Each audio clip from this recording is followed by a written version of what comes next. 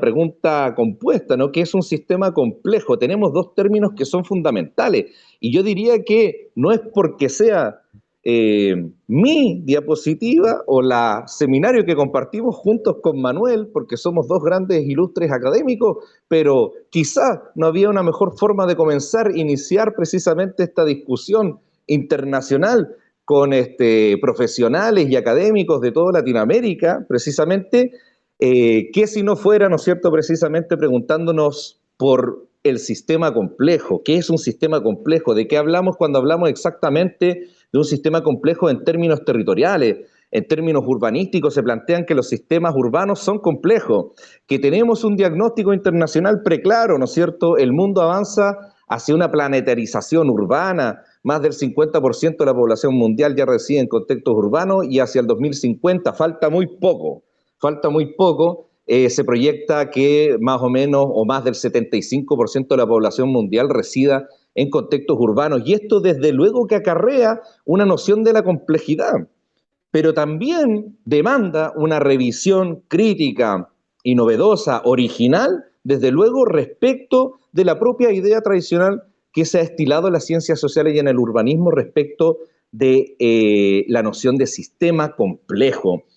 La noción de sistema complejo, que el propósito, ¿no es cierto?, de esta primera diapositiva y del diálogo que vamos a ir interconectando con Manuel en los próximos minutos, ¿no es cierto? El propósito es familiarizarnos, por supuesto, con el concepto, pero también descomponerlo críticamente, deconstruirlo. Y en ese sentido, la noción de sistema complejo tenemos que comprenderla desde una perspectiva muy situada históricamente, comprendiendo sus alcances y limitaciones metodológicas, conceptuales, epistemológicas, teóricas, también técnicas. Respecto de eso, la idea de sistema complejo, por supuesto que sí, como se señala aquí en la diapositiva, ¿no es cierto?, es una idea que acompaña el desarrollo de diversas disciplinas, de múltiples disciplinas. Y particularmente sus orígenes están situados más bien, ¿no es cierto?, aunque podemos reconocer en algunos sistemas filosóficos antiguos, ¿no es cierto?, la noción de sistema está más bien vinculada, ¿no es cierto?, a la consolidación específica de las ciencias exactas, ¿no?, a lo largo del siglo XVIII, XIX, y en ese sentido, la noción de sistema complejo está estrictamente vinculada, irrenunciable, indisociablemente vinculada con la idea de la modernidad científica. Si hay una idea que sostuvo la construcción de la modernidad científica fue la de sistema complejo, habida cuenta, ¿no es cierto?, de su validación científica precisamente en el campo de la ciencia exacta, estamos hablando de la física, la química, la biología particularmente, desde la cual, o las cuales, ¿no es cierto?, las ciencias sociales precisamente iniciaron el largo camino de construir su lenguaje propio. En ese sentido, quiero referirme brevemente a un recuento histórico, ¿no es cierto?, filosófico y científico social al respecto. No voy a tardarme mucho para darle espacio a Manuel, que seguramente nos ilustrará de formas mucho más también holísticas respecto de esto. Pero quisiera hacer brevemente ese recuento porque lo vamos a encontrar precisamente en la ciencia social fundacional, ¿no es cierto?, de Durkheim, de Comte. Vamos a encontrar la noción de sistema, la adscripción a la noción de sistema tomado prestado del lenguaje de la ciencia exactas para construir el lenguaje de la ciencia social, que nos va acercando de a poco al campo del urbanismo. Ahora, ¿qué es lo que me parece más interesante recalcar al propósito? Esas primeras nociones, y quiero empezar la problematización de inmediato, para armar la polémica y se armen opiniones interesantes, ¿no es cierto?, que después van a dejar en el chat ahí los estimados, ¿no es cierto?, asistentes del seminario de toda Latinoamérica. Lo más interesante es la noción de sistema, que en su momento estuvo vinculada a la famosa metáfora orgánica de Durkheim, por ejemplo, ¿no?, y en la antropología malinowskiana, o de Radcliffe Brown, por ejemplo, de grandes personajes constructores de la antropología moderna. La noción de sistemas tiene asociada una cierta apreciación de la realidad que nos posiciona de inmediato desde ciertas consideraciones epistemológicas y ontológicas respecto a cómo se comprende la realidad social. Aquí quiero detenerme de inmediato porque quiero iniciar la problematización que nos pueda acompañar durante estos minutos que nos vamos a estar conectados, ¿no es cierto?, y las próximas clases mía y de Manuel. Resulta que la noción de sistema tiene evidentemente inscrita una cierta comprensión en el campo de la ciencia social respecto de cómo sería idealmente el comportamiento social. Voy a hacer un breve ahí paréntesis para mencionar que precisamente la ciencia social de Comte y de Durkheim nacen como una respuesta, ¿no es cierto?, a los eventos revolucionarios franceses de finales del siglo XVIII, y básicamente la sociología moderna que empieza a inscribir la noción de sistema, ¿no es cierto?, para comprender y hablar así del sistema social, del sistema educativo, político, económico, ¿no es cierto?, se expande la noción de sistema, tiene inscrita una cierta idea del orden social ideal. La noción de sistema es la noción de un orden. La noción de sistema trae aparejada, ¿no es cierto?, a todas luces la noción respecto de un sistema interrelacionado que en la metáfora orgánica, a imitación, ¿no es cierto?, de los organismos celulares, en las primeras teorías funcionalistas de la ciencia social, se señalaba, ¿no es cierto?, que las instituciones de la sociedad son como los organelos de un organismo celular y todos trabajan conjuntamente de forma interconectada y sistémica, precisamente, ¿no es cierto?, para contribuir cada uno con su función, a imitación del lenguaje de la ciencia exacta, ¿no? La función social de cada institución sería contribuir de forma específica para mantener el equilibrio social. Y esta noción me parece súper importante problematizarla de entrada, porque la noción de sistema, por lo tanto, constituye, ¿no es cierto?, una herramienta analítica sumamente útil y revolucionaria en el campo de la ciencia social, ¿no? Comprender que las relaciones sociales están interconectadas entre sí y que las instituciones cooperan sistémicamente para mantener un cierto orden o equilibrio en la sociedad, ¿no es cierto? Y sin embargo, involucra una serie de complejidades ontológicas, la comprensión de que existiría algún orden social ideal, por un parte, que sería carente de conflictos, ¿no? De acuerdo a las nociones ciertamente, ¿no es cierto?, de Durkheim, de Comte, que responden y quieren tratar de construir una ciencia de la sociedad que pueda prevenir la ocurrencia de otro estallido revolucionario como el de Francia a fines del siglo XVIII, por un lado, ¿no es cierto?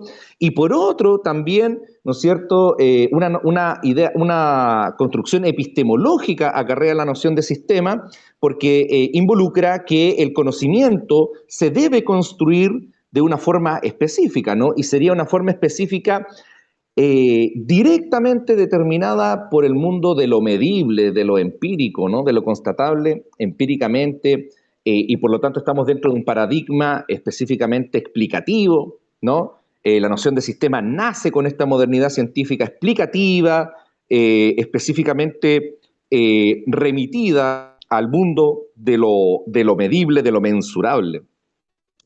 Por lo tanto, la noción de sistema evidentemente involucra un paso transformador, ¿no es cierto?, en la consolidación de las ciencias sociales que se va a estilar sistemáticamente, por lo menos hasta mediados del siglo XX, cuando precisamente las grandes transformaciones que van a ocurrir en el campo de la geopolítica, en el campo económico, en el campo histórico, ¿no es cierto?, internacional, van a causar una crisis epistemológica y ontológica en las ciencias sociales que se han venido construyendo sobre la base, ¿no es cierto?, de esta edificación funcionalista y que acarrea, ¿no es cierto?, la aplicación de la noción de sistema de forma acrítica. ¿Qué sucede específicamente en la segunda mitad del siglo XX y qué es del todo relevante para el campo precisamente del urbanismo y el estudio de los procesos de urbanización? Todo el desenlace acaecido, ¿no es cierto?, con el desarrollo posterior a la Segunda Guerra Mundial y la aceleración del proceso de modernización de países de economías tradicionales, las migraciones del campo a la ciudad, desde luego producto de esta modernización e industrialización de las ciudades, y por lo tanto la aceleración del proceso de urbanización que desde entonces se acrecenta rápidamente, ¿no es cierto?, desde la segunda mitad del siglo XX, por supuesto que sí acarrea la cada vez más recurrente aparición de conflictos sociales que eran inusitados o por lo menos para las ciencias sociales no habían sido comprendidos o analizados sistemáticamente de forma conceptual, teórica, metodológica, técnica. Por lo tanto, las ciencias sociales se van a ver forzadas precisamente a modificar nociones acríticas respecto de la idea del sistema, van a ocurrir variadas renovaciones respecto de la idea de sistema. Quiero ser preclaro aquí porque tenemos muchos momentos todavía, ¿no es cierto?, sesiones para compartir reflexiones, pero aquí quiero rescatar una idea central. Cuando hablamos de la noción de sistema y su introducción en el campo de las ciencias sociales específicamente, hablamos de una introducción muy transformadora efectivamente porque nos permite comprender efectivamente que la vida social no ocurre en el mero arbitrio, sino de una forma relacional, sistémica, ¿no es cierto?, y holística. Debemos comprender diversas relaciones entre instituciones sociales de la más variada índole, lo que involucra que para comprender, por ejemplo, la vida urbana, también tenga que comprender en muchos casos la vida religiosa, la vida, la memoria histórica, por ejemplo, y el campo, ¿no es cierto?, del simbolismo, de la ritualidad, como se estiló en la antropología urbana de mediados del siglo XX, por ejemplo. Pero también involucra que comprendamos críticamente la noción de sistema porque ha recibido muchas transformaciones teóricas durante los últimos 40, 30 años, 20 años con mayor calidad, con toda seguridad, sin temor a equivocarnos, ¿no es cierto?, desde puntos de vista que reivindican la noción de sistema. Hemos escuchado hablar del sistema mundo, ¿no?, la revisión, ¿no es cierto?, de las tesis capitalistas en una fase avanzada, por ejemplo, hablamos de los sistemas políticos modernos, hablamos de los sistemas jurídicos modernos, pero también ciertas perspectivas que incluso plantean o han planteado escapar de la noción de sistema.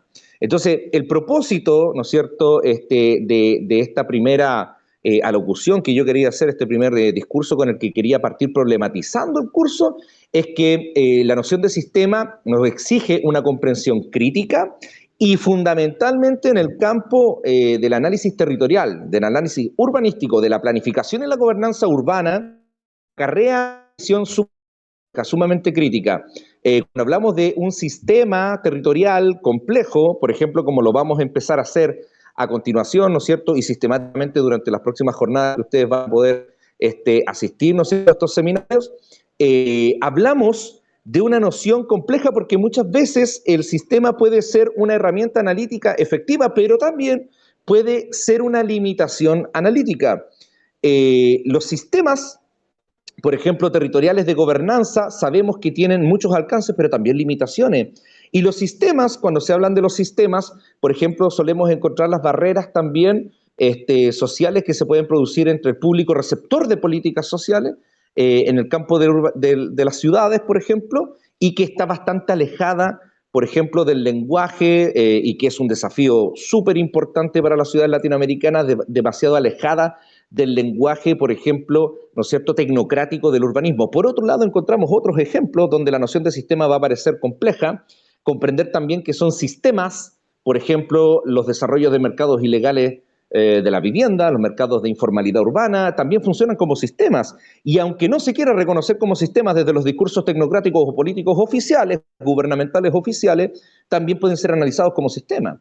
Entonces, aquí lo más importante, ¿no?, de comprender para ir problematizando desde ya la noción de sistema complejo y cómo se aplican estudios urbanos y territoriales, es precisamente que desde un punto de vista sociológico y antropológico vamos a comprender, ¿no es cierto?, que esta complejidad sistémica involucra que muchas veces la consideración del análisis espacial no pueda llevarse a cabo de forma absoluta, sino que es socialmente relativa, socialmente producida, ¿no es cierto?, la idea del espacio socialmente producido, y eso involucra que, en resumen, ¿no es cierto?, la experiencia del espacio comprendida en términos sociales demande, ¿no es cierto?, un análisis que siempre va a tener que ser holístico, relativo y transcultural, atendiendo sus diversas variabilidades, de acuerdo a diversos contextos geográficos, políticos, demográficos, culturales, políticos también, ¿no es cierto?, que van a construir cierta especificidad para la forma en que se articula, se desarrolla, se desenvuelve, se conflictúa una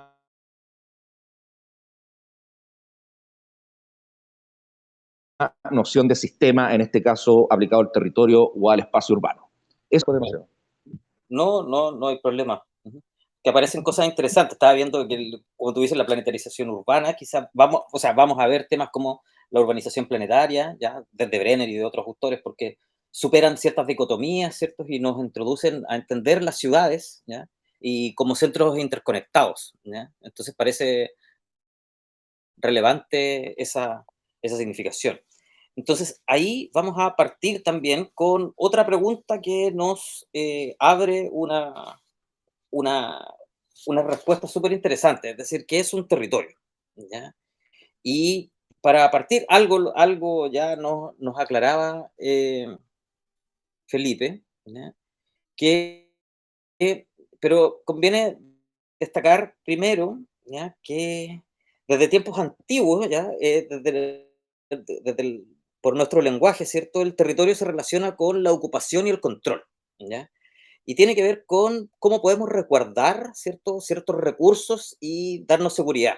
Entonces el concepto surge en civilizaciones antiguas y relacionadas con el control y la defensa, y que es asociado a ciertas fronteras más o menos imprecisas, ¿ya?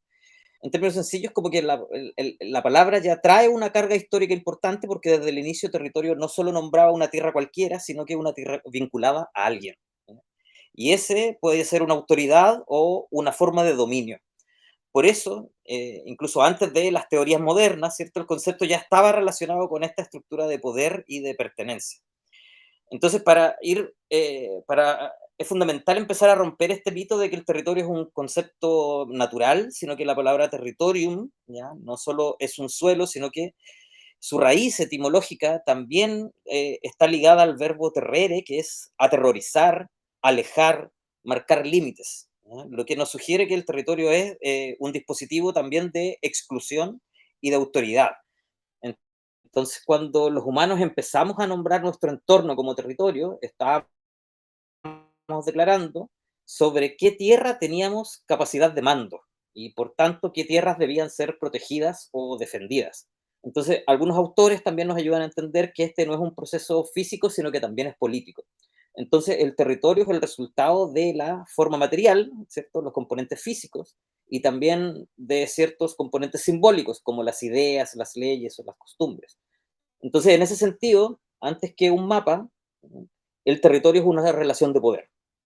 Y cuando trabajamos, como dice Felipe, debemos cuestionar cómo hoy en día seguimos usando el territorio como una herramienta de dominio, y cómo la arquitectura y el urbanismo, ¿ya? A menudo de una manera técnica y poco crítica, continúan esa tradición de dividir y controlar el espacio sin cuestionar los sujetos que quedan fuera de esos límites, ¿ya? Porque durante la Edad Moderna, por ejemplo, los geógrafos ilustrados, ¿ya?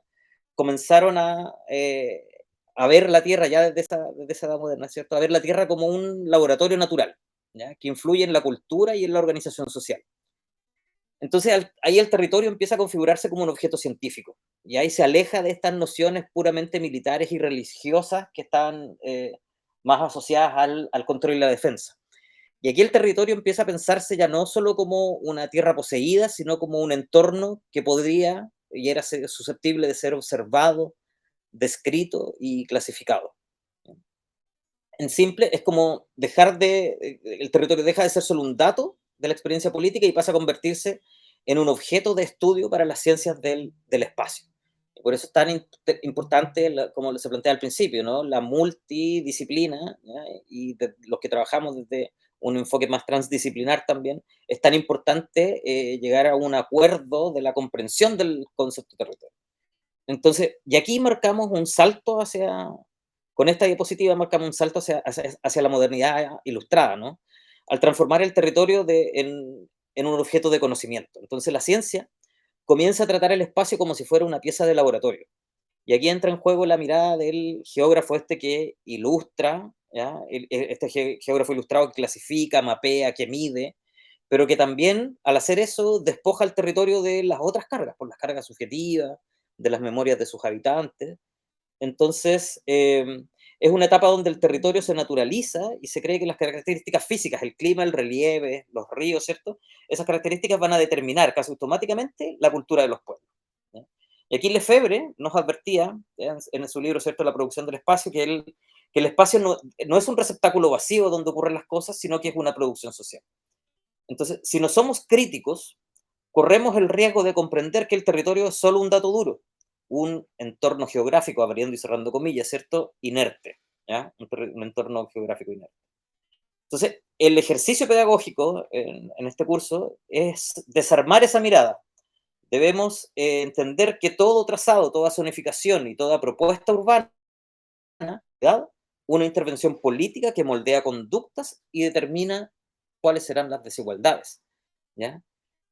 Entonces, con el paso del tiempo, el concepto de territorio, ¿ya?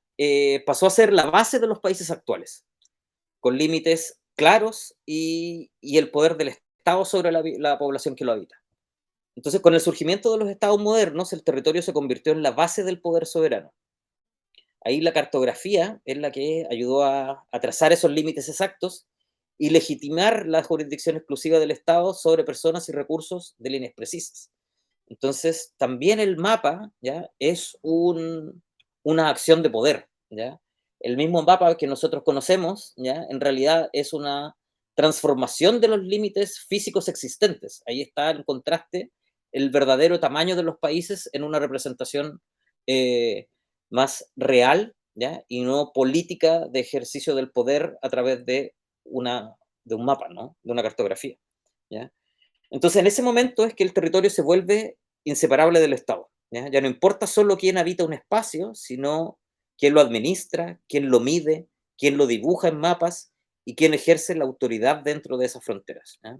Con los estudiantes de arquitectura ocupamos este mapa, ¿ya? Que es más real, que es de Hajime Narukawa, un japonés que realizó esto con técnica de origami, ¿ya? Y desarticulamos de esa manera la noción del arriba abajo, la noción del norte global, y porque nosotros mismos también le decimos sur global, ¿ya? Entonces, el mismo dibujo del mapa nos habla de enfrentarnos de una manera crítica y de una posición específica hacia la comprensión del territorio. Entonces, en este nacimiento del Estado moderno, donde el territorio se convierte en la extensión física de la soberanía, ¿ya?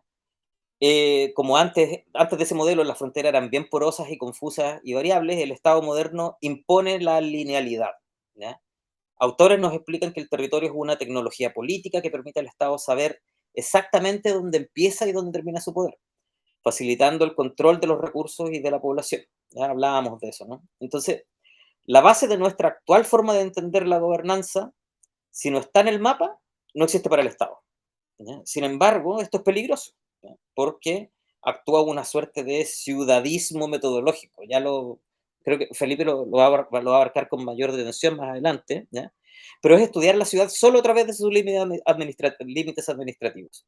¿Y eso qué sucede? Que nos impide ver flujos, migraciones y, lo que señalaba Felipe, sistemas complejos que atraviesan esa frontera. Entonces, la invitación aquí, en estas sesiones, es a pensar, bueno, desde mi disciplina, desde la arquitectura, pero como todos acá, en una mirada más transdisciplinar del urbanismo, invitar a pensarlo no solo como el diseño de edificios o de zonificaciones, sino como una práctica que va a negociar con esas estructuras de poder, ¿ya? Porque en el siglo XX la geopolítica analizó la competencia entre naciones por territorios clave, ¿ya? Mapas y teorías justificaron conquistas y alianzas, mostraron que la distribución espacial de recursos y rutas sigue moldeando la política mundial. Y eso lo podemos ver en las noticias hasta el día de hoy. Entonces, esta mirada nuestra, que el territorio no solo importa dentro de un país, sino también en la competencia y las negociaciones entre países, es el valor estratégico por los cuales dependen los recursos, la posición, las fronteras y la capacidad de controlar rutas, espacios y zonas de influencia. Entonces, cuando pasamos a la geopolítica, el territorio se convierte en una pieza de un juego. Aquí es el valor del territorio que se mide por su capacidad para proyectar poder. Entonces, quien controla los recursos estratégicos, quién domina los nodos de comunicación y quién es capaz de intervenir en las políticas de otros estados, ¿ya? Esta es la mirada que justifica grandes infraestructuras, ¿ya? Desde acá en Tarapacá, los corredores bioceánicos, las zonas extractivas, que no son lenguajes ajenos a las realidades en las cuales nos encontramos todos los que estamos en esta sesión. Y a menudo todas esas acciones son en nombre del progreso nacional, ¿no? Entonces, hay autores que nos señalan que estamos un poco atrapados en esta trampa territorial, donde en donde una idea, pensamos que el poder político no solo ocurre dentro de cajas llamadas países, ¿no? Sino que los que estamos aquí, desde Perú, Ecuador, Chile, entender esto es fundamental, porque muchas veces los conflictos por los territorios no son locales, sino que responden a dinámicas del capital global que utilizan el territorio como un insumo. Y ahí me acordaba cuando estaba hablando de la mirada de Doris Massing, ¿no? En su libro For Space, ¿ya? Que su crítica, su mirada crítica nos sirve para combatir ese determinismo, ¿ya? Y nos insta un poco a ver el territorio como un espacio relacional, un lugar que no es un punto en el mapa, sino un cruce de caminos donde se encuentran múltiples trayectorias, y ahí donde muchas de las cuales vienen de fuera y nos van transformando. Es interesante también hacer un paréntesis cuando recurrimos a literatura inglesa. Story sigue siendo como el pensamiento muy del siglo XX, como los límites administrativos, ¿ya? Y lo que desde Latinoamérica estamos entendiendo como territorio es más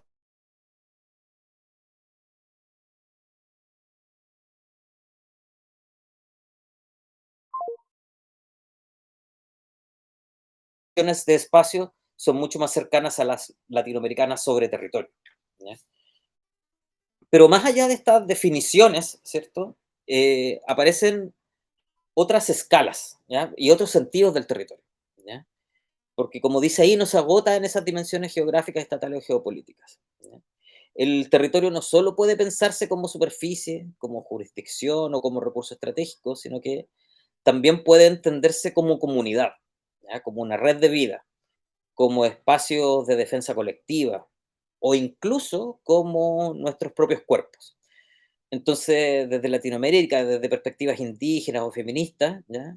Aparece con fuerza la idea de que el cuerpo es un territorio y que allí también se juegan la autonomía, la violencia, el cuidado y la resistencia. Por eso, más adelante, lo veremos, será importante revisar estas otras formas de comprender lo territorial, ¿ya? Y aquí, en esta última diapositiva sobre territorio, es clave para el curso, porque aquí es donde incorporamos saberes donde el territorio vuelve a ser vida, ¿ya? El autor Escobar, ¿cierto? Arturo Escobar y sus propuestas y las propuestas del feminismo comunitario nos obligan a entender que cuando defendemos un territorio, estamos defendiendo las condiciones materiales que permiten la existencia misma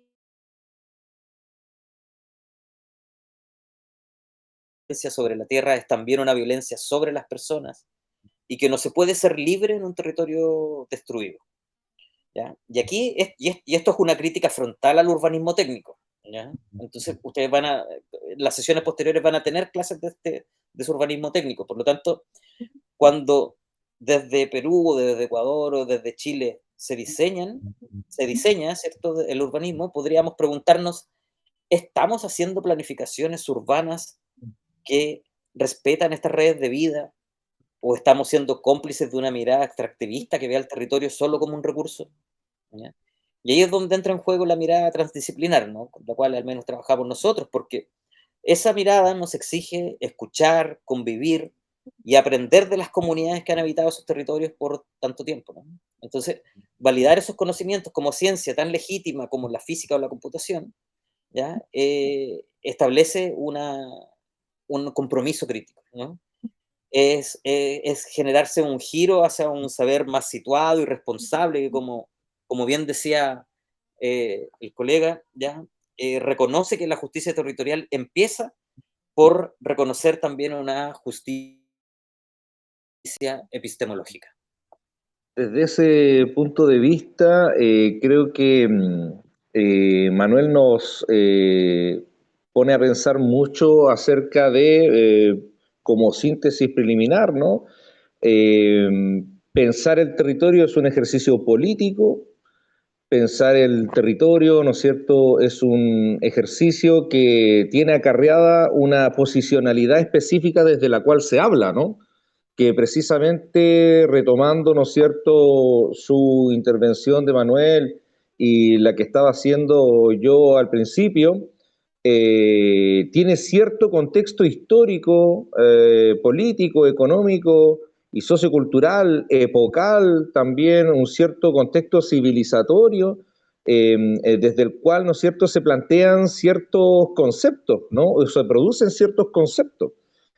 Por ejemplo, el de territorio, el de sistema, que muchas veces, como me parece súper asertivo lo que señala Manuel, ¿no es cierto?, muchas veces pueden incluso convertirse en herramientas de dominación política, de opresión política, ¿no es cierto?, de acuerdo a su tecnificación aparentemente neutral, por cuanto regida únicamente, aparentemente, ¿no es cierto?, por los propósitos de la ciencia, pueden convertirse, sin embargo, ¿no es cierto?, en instrumentos políticos vinculados a la opresión, a la dominación de los pueblos.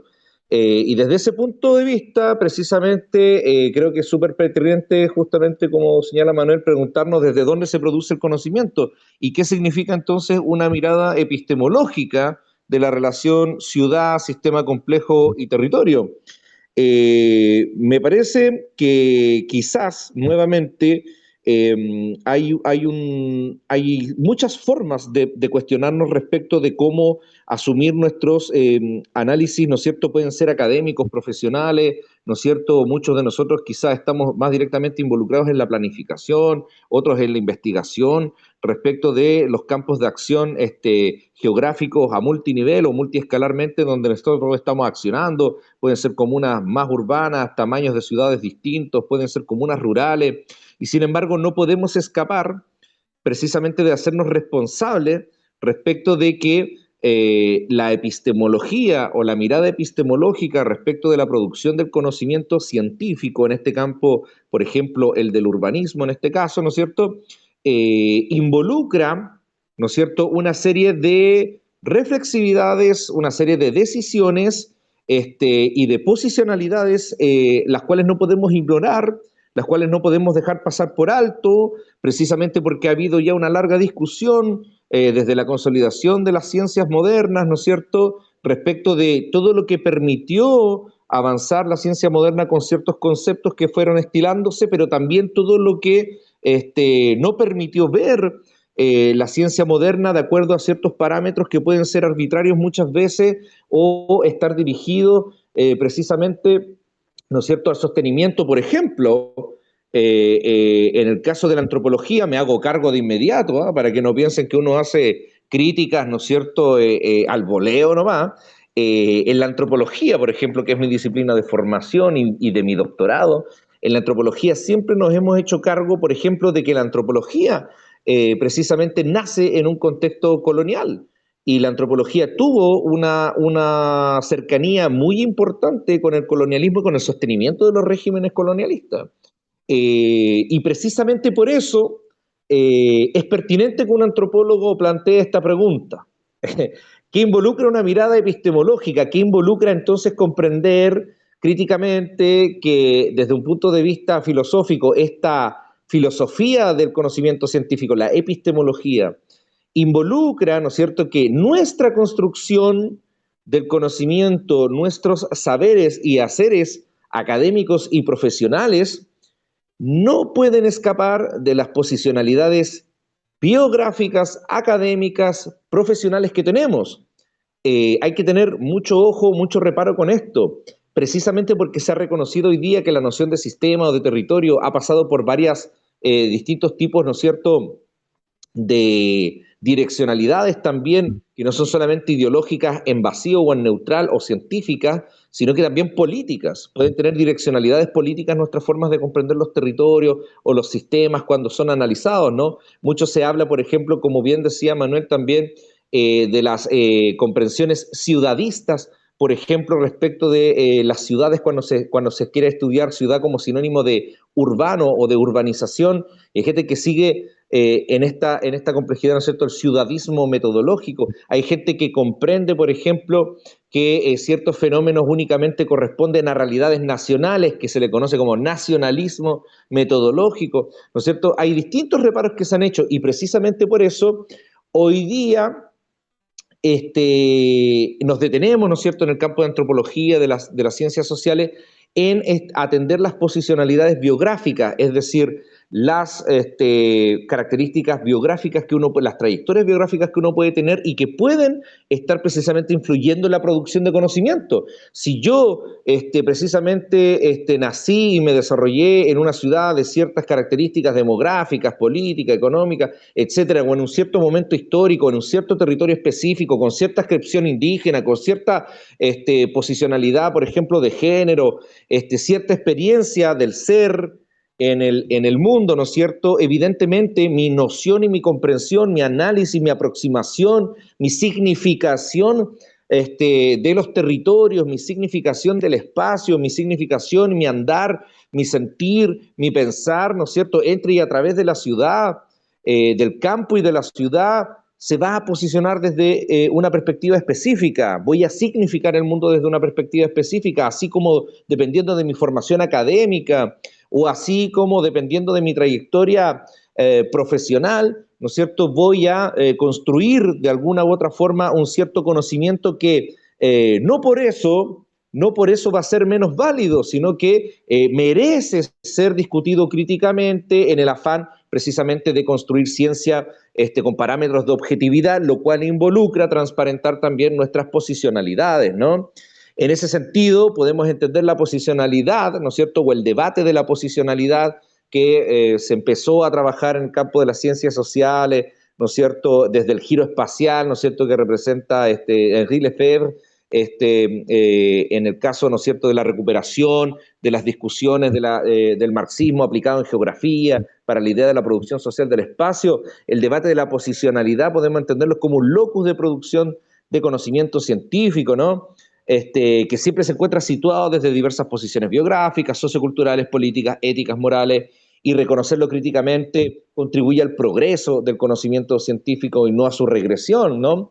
Hablamos también hoy día en debates epistemológicos respecto de cómo entender la relación ciudad, sistema complejo, territorio, del debate de la representacionalidad. Es el debate, ¿no es cierto?, que precisamente reconoce que el conocimiento científico se encuentra también irrenunciablemente intermediado por la intención significativa de las relaciones humanas en diversos momentos. De manera que cuando nosotros asumimos la producción investigativa o el ejercicio profesional de nuestros conocimientos científicos, inevitablemente, ¿no es cierto?, desde los giros postcoloniales, desde los giros orientalistas, desde los giros postmodernos también de la ciencia social, se reconoce que lo que estamos construyendo son representaciones también de nuestros objetos de estudio. Los cuales no van a ser representaciones universalmente válidas, sino que van a variar precisamente en función de diversas posicionalidades de las cuales se analizan las ciudades, los sistemas complejos, los territorios. En lo que respecta a la relación ciudad, sistema complejo y territorio, estos debates permiten entender que el estudio de experiencia cotidiana, ¿no es cierto?, decíamos, de esta relación demandan una aproximación reflexiva a el objeto que se está estudiando, a las relaciones sociales que se están atendiendo, a los métodos que se aplican para generar nuestras investigaciones, la técnica o técnicas que se utilizan para levantar la data cualitativa o cuantitativa en campo, tener una aproximación reflexiva. Yo, a propósito de eso, digamos, como antropólogo y doctor en antropología, estoy especialmente entrenado precisamente en esta virtud reflexiva, a propósito de las discusiones aplicadas en el método etnográfico para pensar epistemológicamente la construcción del conocimiento. Y reflexividad, ¿no es cierto?, que es un gran debate en la antropología y las ciencias sociales hoy en día, está asociado con el hecho de saberse situado. No es solamente comprender el debate de la situacionalidad, de la posicionalidad, ¿no es cierto?, que puede afectar nuestra construcción del conocimiento, sino que saberse durante el proceso de investigación situado es una conducta reflexiva en el proceso investigativo. Y hacer esta reflexividad sistemáticamente, saber que en la situación de campo la gente me representa a mí, yo represento a la gente, hay diversas trayectorias, ¿no es cierto?, en un camino donde se entrecruzan, como señalaba, ¿no es cierto?, Manuel, y a partir de eso se construye intersubjetivamente la idea, ¿no es cierto?, de la ciudad, la idea del territorio, ¿no es cierto?, la idea sistémica que interconecta varios puntos. En relación a eso, es saberse situado. Tener una conducta reflexiva es tener una conducta crítica permanentemente respecto del conocimiento científico que yo estoy construyendo, que yo estoy reproduciendo. ¿no? Y tener suficientemente, ¿no es cierto?, esta actitud crítica suficientemente al punto de comprender que en esa interacción, ¿no es cierto?, hay actores múltiples, evidentemente, que están influyendo en esa construcción del territorio, además de mi persona o nuestra persona en particular, ¿no es cierto?, en esos momentos de acción investigativa o profesional. Me parece súper necesario, ¿no es cierto?, en ese sentido, decantar la discusión, ¿no es cierto?, sobre la mirada epistemológica o qué representa la mirada epistemológica para estudiar la relación entre ciudad, sistema complejo y territorio, desde una apreciación analítica muy en particular que creo que puede constituir un desafío para todos nosotros, ¿no es cierto?, que vamos a compartir estos seminarios, que vamos a asistir recurrente a los seminarios. Y tiene que ver específicamente, ¿no?, tiene que ver con asumir que todas las situaciones, precisamente, evidentemente, si bien hay ciertos problemas a todas luces, ¿no es cierto?, mucho más generalizados respecto del proceso de urbanización, del desarrollo de los procesos de urbanización, asumir de antemano que es imposible, ¿no es cierto?, de acuerdo a diversas lógicas geográficas, por ejemplo, la teoría del desarrollo desigual y combinado, que me voy a referir un poco más el día jueves, ¿no es cierto?, entre las contribuciones epistemológicas que han sido aplicadas para comprender las ciudades, los sistemas complejos territoriales también, comprender que cada situacionalidad es distinta, cada caso de estudio es distinto, demanda respuestas distintas y por lo tanto demanda una construcción epistemológica distinta. Muchas veces se suele, como decía muy bien Manuel, muy asertivamente, muchas veces las miradas gubernamentales, las gobernanzas, por ejemplo, respecto de los territorios, respecto de las ciudades, suelen desconocer, suelen ignorar, suelen desconsiderar derechamente, ¿no es cierto?, suelen descartar saberes y haceres territoriales que son tradicionales, están complejamente involucrados, ¿no es cierto?, con tradiciones culturales, con costumbres culturales, con cosmovisiones particulares de cada caso de estudio o territorialidad que se está abordando. Y respecto de eso, creo que es súper importante reflexionar respecto de cómo lo epistemológico no únicamente significa una construcción de conocimiento estrictamente científico, si bien es la denominación, ¿no es cierto?, etimológica del término, sino que también es una contraposición de miradas otras, alternativas sobre el mundo. Hay una epistemología moderna, a todas luces, pero también hay epistemologías que se construyen desde saberes y haceres tradicionales, desde cosmovisiones, ¿no? Y no necesariamente una epistemología es más válida desde un punto de vista acaso etnocéntrico que se pudiera apreciar así. Ninguna epistemología, ¿no es cierto?, en relación al territorio es necesariamente más válida que otra per se, ¿no es cierto? En la medida que creo que es súper importante dar paso también a Manuel con esto porque suelo extenderme demasiado. Pero creo que es súper importante comprender que cuando hoy día pensamos en ciencia o en construir una epistemología para estudiar territorios, ciudades, sistemas, tenemos que abandonar los lugares comunes o los lugares de confort respecto de la producción académica y profesional del conocimiento y avanzar hacia el reconocimiento precisamente de otras miradas sobre los territorios que se construyen a partir precisamente de la cotidianidad, que se construyen precisamente a partir de la historicidad particular de los territorios, espacios, ciudades, comunidades, ¿no es cierto? Y empezar a construir diálogos mucho más situados a partir de eso. De hecho, en Chile hoy día hay voces, distintos tipos de profesores, ¿no es cierto?, en distintos tipos de universidades, entre ellos yo sé que también Manuel y yo, ¿no es cierto?, estamos muy empeñados también en entender cómo es que problemas que tradicionalmente se han abordado desde el campo del urbanismo, los saberes técnicos del urbanismo, hablemos, por ejemplo, de problemas comunes, como decía, para Latinoamérica vamos pensando en esos problemas comunes también, por ejemplo, cuando se habla de la crisis de la vivienda, ¿no? La crisis de la vivienda, cuando se habla de la crisis del espacio público, ¿no es cierto? Hay voces que cada vez más van poniendo el acento sobre una crisis más bien del habitar, ¿no? Una crisis del habitar, es la manera en cómo experienciamos los territorios, las ciudades, cómo las significamos, ¿no? Y el rescate precisamente de esas significaciones, de esas experiencias que inclusive en los últimos 20 años con seguridad, ¿no es cierto?, han avanzado mucho más hacia el campo, ¿no es cierto?,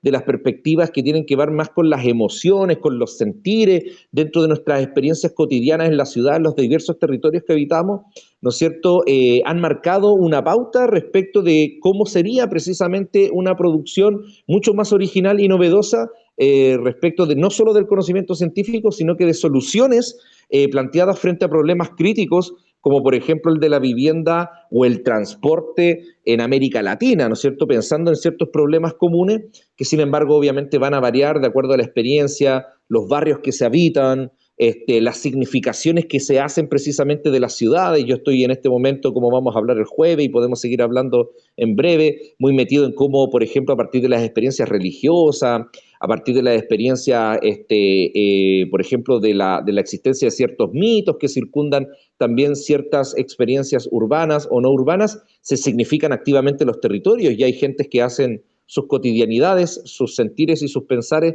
en relación a estas aspectos simbólicos que suelen desconocerse, ignorarse o descartarse directamente por los campos, digamos, tecnocráticos que están pensando el urbanismo. En resumen, una mirada epistemológica para entender la relación ciudad-sistema y sistema complejo y territorio equivale a vigilar críticamente nuestra producción de conocimiento en torno a ella. Eso, Sí, colega. mira, es clave lo que tú señalabas también, para mí, digamos, esa idea del saberse situado en el proceso investigativo, ¿ya? Y dejando de entender la investigación como quizás la hacemos desde la academia, ¿no? Sino que como precisamente la fase previa a la planificación urbana y territorial, que es lo que nos convoca en este curso, ¿ya? Y de ahí en el abandonar los lugares de confort, como dices tú, ¿ya? Es clave la mirada ontológica, ¿ya? Porque ya vimos, ¿cierto?, como la generación del conocimiento desde lo epistémico, ¿ya? Pero meterse en la ontología es preguntarse por el ser, ¿ya? El ser de la ciudad y el ser del territorio. Entonces, aquí con esta mirada no estaríamos viendo qué es lo que hace la ciudad, sino que nos preguntamos qué es la ciudad y qué es el territorio y cómo existen. Entonces, ahí ya la ontología ya nos sirve precisamente para no dar por sentado, por obvio, aquello que le damos nombre.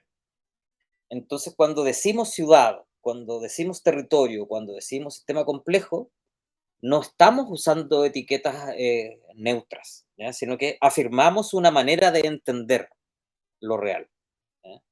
Entonces, es nuestra posicionalidad, como dice, ¿ya? Como decía Felipe, perdón. Entonces, primero vamos a intentar como desarmar el miedo a la palabra ontología, ¿ya? Porque es el nivel de realidad que asumimos antes de empezar a trabajar. Entonces, si yo pienso, por ejemplo, que la ciudad es solo un conjunto de edificios, ¿ya? Mi ontología sería más cosista, ¿ya?, entre comillas, o materialista, ¿ya? Si pienso que la ciudad es un conjunto de voluntades y de luchas, mi ontología sería más sociológica, ¿no? Entonces, pensar ontológicamente es un ejercicio como de honestidad intelectual, creo. Entonces, nos obliga a preguntarnos de qué tipo de cosa es el territorio antes de ponerle un filtro analítico encima, ¿ya? Y aquí, bueno, yo trabajo con un autor que se llama Bruno Latour, ¿ya? Y que nos ha mostrado mucho sobre cómo los objetos, por ejemplo, participan en lo social. Y aquí es vital, porque si asumimos desde el principio que el territorio es solo un contenedor pasivo, ¿ya?, nos perderíamos toda la agencia que tienen, por ejemplo, las infraestructuras, el clima o la topografía, ¿ya?, en la configuración de la vida urbana. Entonces, esa vida urbana que se da en las ciudades, ¿cierto? No es una cosa fija, sino que está, como dice ahí, en devenir. Entonces, la ciudad no está ahí porque sí, no es un bloque cerrado, ¿ya? La ciudad se va haciendo, ¿ya? Y se hace todos los días con circulaciones, con decisiones políticas, con los afectos de las personas, ¿ya? pero también con desigualdades, o como señalábamos recién, a través de la vida cotidiana, los usos cotidianos. Entonces, mirar la ciudad ontológicamente significa reconocer que nunca está completa, ni está totalmente bajo control. Entonces, aquí se rompe la idea de la ciudad como un objeto determinado, ¿ya? Por ejemplo, en el caso de la arquitectura, que es mi disciplina y de donde hago clases, ¿cierto? Todavía traen como el vicio de pensar que la ciudad es casi como el plano de AutoCAD, algo estático, acabado, ¿ya? Y está listo para empezar a arreglarlo casi por un arquitecto, ¿ya? Entonces, no, pues, ontológicamente, la ciudad como está en devenir, es decir, nunca es, sino que está siendo, ¿ya? Es una suerte de ensamblaje, ¿ya? Y ahí traigo a Deleuze y a Guattari, ya que nos ayudan a ver que la ciudad es una unión temporal, ¿ya? De personas, políticas, miedos y de deseos. Entonces, si la ciudad es un proceso y no un objeto, entonces el rol desde la planificación cambia, ¿ya? Ya dejaríamos de ser creadores de ciudades, ¿ya? Para ser facilitadores de procesos urbanos, ¿ya? Entonces, la ciudad existe en diversas capas, ¿ya? Y lo que vemos es siempre apenas la superficie, pero debajo de esa superficie, ¿ya? Hay una serie de otras cosas, po, hay otras redes, ¿ya? Hay otros flujos, hay memorias, hay tensiones, y que son en efectivo lo que las mantiene vivas, y que ontológicamente, ¿ya? Son tan reales como los muros de un edificio, ¿ya? Y ahí, como bien estábamos hablando, la relación entre ciudad, sistema complejo y territorio, ¿ya? No es que se vengan a sumar, sino que se co-constituyen, están a ver, es como que no conviene pensar primero en la ciudad y después en el sistema y luego en el territorio, ¿ya? No son elementos distintos, ¿ya? Es decir, desde lo urbano, pensar desde lo urbano aparece como un fenómeno complejo, ¿ya? Porque está tejido por esas relaciones territoriales. Y el territorio se vuelve inteligible porque allí es donde se articulan los actores, las materialidades o las distintas escalas, ¿ya? A ver, haré el intento de esclarecer, ¿ya? El error más común es tratar a la ciudad, al sistema complejo y el territorio como si fueran ingredientes separados, como en una receta de cocina, ¿no? La propuesta aquí es que se co-constituyen, la co-constitución. Entonces, no hay un sistema complejo urbano sin una territorialización que lo ancle, y no hay un territorio que pueda entenderse sin los flujos sistémicos que lo recorren. ¿Ya? Ahí, entonces, para entender esto, hay autores que nos dicen que la realidad no es la suma de sus partes, ¿cierto? Sino que es un tejido. Y ahí, en ese caso, por ejemplo, si aislamos la ciudad de su sistema territorial, perdemos la complejidad. ¿Ya? Si aislamos el sistema de su realidad material territorial, vamos a perder la política. Entonces, el co-ser de estos tres términos, ¿ya? Lo digo como co-ser, ¿ya? Ser en conjunto, y también quizás de tejer, no de coser, de los tres términos nos obliga a ser mucho más cuidadosos, ¿ya? Y ahí, por ejemplo, cualquier intervención en una calle, ¿ya? Es en realidad una intervención a un sistema de flujos sistémicos y también una trampa política de la noción de territorio, ¿ya? Porque sus interrelaciones no son lineales, ¿ya? Por eso la calle, ¿ya? Como el ejemplo que estaba dando, o quizá o una red de transporte, ¿cierto? O incluso las prácticas de una sede vecinal no actúan por sí solas, ¿ya? Entonces, cada una de ellas entra en relación con otras y con muchas otras, y por eso el resultado urbano suele ser emergente, desigual y muchas veces inesperado, ¿ya? Por eso es tan clave entenderlo desde un curso de planificación urbana y territorial, ¿ya? ¿Por qué? Porque la planificación tradicional, que es muy propia de la modernidad, ¿ya? Se nos enseñó la lógica lineal, así como, si construyo esta carretera, disminuyo el tráfico, ¿ya? Ese es el pensamiento, ¿ya? Si dejo que pasen, o si hago que pasen menos buses en la hora donde hay menos gente, ¿ya? El sistema va a ser más eficiente. En Chile hemos visto las noticias de lo que sucede en la capital, que esa no es la única salida, ¿cierto? Para entender, porque la no linealidad significa que pequeños cambios pueden generar efectos súper gigantes, súper grandes, ¿ya? E incluso puede llegar a determinar que grandes inversiones desde lo público, desde lo privado, pueden terminar en un fracaso total, ¿ya? Al menos desde Chile, un ejemplo clásico, ¿ya? Son los procesos de gentrificación. Porque a veces la simple, por ejemplo, mejora de una vereda en un barrio que es más vulnerable termina finalmente expulsando a los residentes originales y transforma la estructura social del barrio entero, ¿ya? Entonces, la realidad eh, no es la suma de sus causas y sus efectos así de manera tan simple, sino que son retroalimentaciones constantes. Es esta red donde lo que pasa en la escala barrial altera la escala urbana y viceversa, ¿no? Algo que a fines del siglo pasado Jane Jacobs nos decía como los problemas de complejidad organizada, ¿ya? Y nos recordaba que la ciudad no funciona como un reloj, sino como un organismo lleno de contingencias. Entonces, lo urbano se produce en esas contingencias, entre personas, objetos, infraestructuras y soportes. Eh, Dicho de manera cotidiana, la ciudad no la hacen solo las personas, sino que la hace el trazado vial, la pendiente, los muros de los edificios, los cables, ¿ya? El clima, hasta los dispositivos, ¿no? Un poco trayendo a Haraway al, al baile. Bueno, pero todo eso organiza conductas y habilita trayectorias y va limitando otras. Entonces aquí el punto es clave. ¿Ya? Estamos acostumbrados a pensar que la historia de la ciudad lo hacen los humanos, ¿ya? Los políticos, los vecinos, los arquitectos, pero también debemos preguntarnos qué pasa con los objetos. Es decir, Latour, ¿cierto? Con la teoría del actor red, nos desafía a pensar que los objetos, los edificios, las infraestructuras también tienen agencia.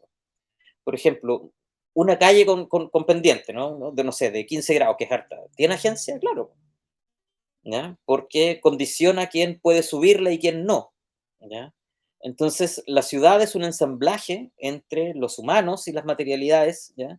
Activas, ¿ya? No son fondos pasivos, sino que si no reconocemos esto, seríamos ciegos a la manera en que la infraestructura por sí misma segrega o integra, ¿ya? En el caso de la arquitectura, en este sentido, es esa política hecha materia, es una ontología donde lo humano y lo no humano van coproduciendo la vida urbana. Entonces, en ese todo urbano, ¿ya? Entendido territorialmente, no equivale esa suma de las partes, ¿ya? Un barrio no se explica solo por sus casas, una red no se explica solo por sus nodos, un territorio no se explica solo por sus límites. Lo decisivo es cómo esas partes se articulan y cómo van produciendo algo nuevo. Y ahí es el desafío que vamos a plantear en este seminario, ¿no? Al menos en la parte que nos convoca a nosotros. Porque aparece la idea de la irreductibilidad, ¿ya? El fenómeno urbano territorial siempre excede el inventario de sus componentes. Y este es como el corazón de la ontología compleja, porque este principio, el de la irreductibilidad, por ejemplo, para entenderlo, es como por ejemplo, si uno desarma un reloj y tiene todas las piezas, y sabes cómo funciona, sí, pero si se desarma una ciudad, van a quedar piezas sueltas que ya no son ciudad. Entonces, la ciudad es irreductible porque su esencia está en el vínculo, no en las piezas mismas, ¿ya? Y ahí vuelvo a traer a Doris Massey porque nos enseña que el espacio es producto de esas interrelaciones, ¿ya? El barrio, por ejemplo, en el caso donde yo hago clases en pregrado, ¿cierto? En arquitectura, el barrio donde vive un estudiante, por ejemplo, no se define por los edificios que tiene adentro, sino por las relaciones que esos edificios tienen con, por ejemplo, el centro de la ciudad, con los mercados, con las redes de transporte, con la memoria de sus habitantes. Entonces, la ciudad es una totalidad situada, donde la relación es la relación fundamental, ¿ya? Y ahí la ontología de los territorios se entiende más que desde una superficie, sino que es la relación, la experiencia y la disputa, ¿ya? En términos sencillos, territorio no es solo suelo, ya lo habíamos anticipado, ¿cierto? Y también, pero porque también es sentido de pertenencia, de control, de imaginaciones, ¿ya? De conflictos, de cuidados, ¿ya? Y por eso la mirada ontológica del territorio nos permite ver que en las ciudades conviven distintas territorialidades que chocan dentro de un mismo espacio, ¿ya? Entonces, en la arquitectura y en el urbanismo es un error común tratar al territorio como casi como un tablero de ajedrez o un tablero de algún juego, ¿cierto? Donde las casillas son neutras. Y no, po. Ontológicamente el territorio es una trama densa de territorialidades que se superponen, ¿ya? Y ahí un mismo espacio puede ser simultáneamente, no sé, un activo inmobiliario, para una constructora, un lugar de memoria para los vecinos, una zona de sacrificio para un modelo extractivo o una red de cuidado para las comunidades locales. Y a esa pluralidad es lo que Rogerio Hasbert le llama, por ejemplo, multiterritorialidad, ¿ya? Esa capacidad de vivir y de producir múltiples territorios en un mismo espacio físico.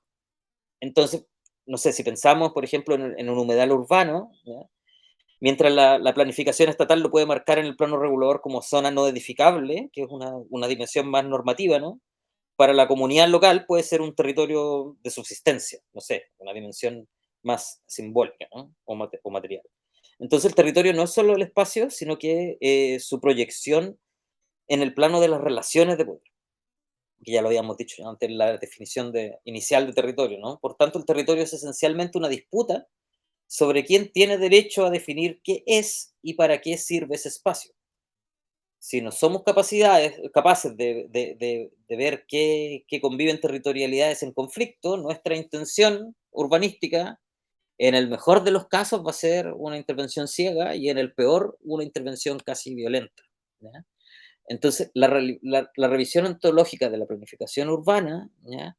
Significa que planificar bien no es dibujar un plano perfecto, sino que es comprender que toda intervención entra en una trama de relaciones que están previamente ahí puestas, ¿ya? Y que va a activar nuevas conexiones y puede generar consecuencias imprevistas en lo social, o en lo ecológico y en lo material, ¿ya? Entonces, en la planificación tradicional, heredera del urbanismo más modernista, como de Le Corbusier, se asumía que bastaba como con ubicar bien las piezas, ¿ya? Como que acá vivienda, acá trabajo y acá el ocio, ¿ya? Y así se suponía que la ciudad funcionaba, pero en la planificación actual, en esta, entendida de esta ontología compleja, los objetos no se pueden ordenar, pues, sino que se gestionan las relaciones, ¿ya? La incertidumbre en ese caso no es un error, ¿ya? No es un error de cálculo, sino que hay que eliminarlo con más datos, ¿ya? Y es una propiedad inherente a lo urbano, ¿ya? Entonces, no sé, un proyecto de renovación en un centro histórico se planifica como una intervención sobre objetos, ¿ya? No sé, la restauración de una fachada, pero es probable que el tejido social se rompa porque no se consideran los flujos o las redes de apoyo vecinales. Entonces, si se planifica como una intervención sobre los procesos, ¿ya?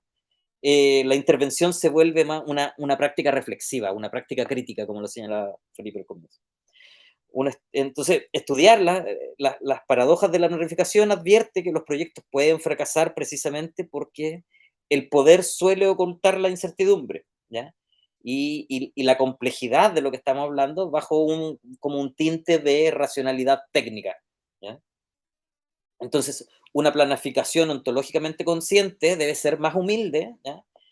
Y porque debe reconocer que toda intervención entra en una trama de relaciones preexistentes que no controlamos y que el diseño es solo el inicio de ese proceso de transformación, ¿ya? Y para finalizar esta parte, esta perspectiva que no tiene por complicar el curso por gusto, sino que volver más precisa la pregunta por lo urbano, ¿no? ¿Mm? Si la ciudad es como una totalidad emergente y territorialmente situada, ¿ya? Entonces debemos analizarla eh, porque exige atender relaciones, ¿ya? Materiales, experiencias, conflictos y escalas sin reducirlas a una fórmula simple.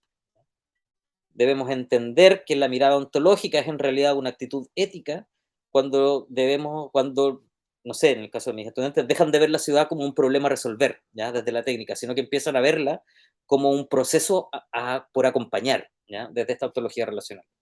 Entonces la práctica profesional cambia radicalmente. La gran lección, ¿ya? De las teorías de sistema y de la geografía crítica es que todo intento por separar lo humano de lo material o la ciudad de la naturaleza es una forma violenta de violencia epistémica, ¿ya? Que nos impide ver la realidad tal cual es, ¿ya? De manera interdependiente. Santos, ¿ya? Un autor que nos insiste en que las epistemologías del sur, ¿ya? Requiere que reconozcamos la diversidad de mundos que habitan dentro de nuestras ciudades. Entonces la mirada ontológica no busca una verdad única, sino que nos enseña a ver la complejidad sin simplificarla. ¿Ya? Pensar ontológicamente la ciudad es, en última instancia, aprender a ver lo urbano no como un resultado acabado, sino como una realidad viva, ¿ya? Una totalidad relacional que nos obliga a ser mucho más responsables con el impacto de nuestras propias intervenciones en este mundo que compartimos, ¿ya? Y lo compartimos desde, insisto, desde esta idea que estamos aquí todos porque estamos conversando en términos de planificación urbana y territorial, ¿ya? Eh, Me están diciendo que estamos muy justitos de tiempo, entonces vamos a hacer muy cortito, ¿ya? Unos breves spoilers de lo que se nos viene, ¿no? Eh, en las próximas Eh, sesiones. Justo iba a referirte, Manuel, que como que pasó el tiempo más rápido, ¿no? Por Sí, las introducciones. Pero bueno, así como brevemente, porque yo creo que están saliendo unas preguntas súper buenas que creo que hay que dar espacio como para abordarla igual. ya, Entonces, ya, simplemente, spoiler dice, como dice Manuel, ¿no es cierto?, respecto de las cuestiones que vamos a abordar cada uno.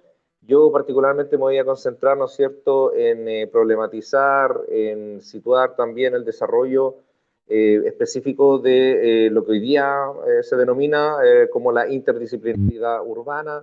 Es un campo creciente, es un campo que por lo menos desde el giro espacial y desde antes del giro espacial en verdad se venía, ¿no es cierto?, desarrollando precisamente frente a una pregunta central que quiero plantear para el día jueves, ¿no es cierto?, y de la cual, ¿no es cierto?, todos vamos a tener muchísimo tiempo para reflexionar, ¿no es cierto?, durante las próximas sesiones, las próximas jornadas que vamos a compartir y que básicamente la pregunta, ¿no es cierto?, que se ha venido planteando, ¿no es cierto?, durante las últimas décadas, con seguridad desde la segunda mitad del siglo XX, ¿qué es lo urbano? Realmente, ¿qué es lo urbano? ¿Cómo definimos lo urbano? ¿Cómo entendemos el proceso de urbanización que ya nos ajusta precisamente a los estándares tradicionales demográficos con los cuales se estimaba, ¿no es cierto?, el proceso de progresiva concentración poblacional en esa unidad geográfica que denominamos la ciudad, sino que se desborda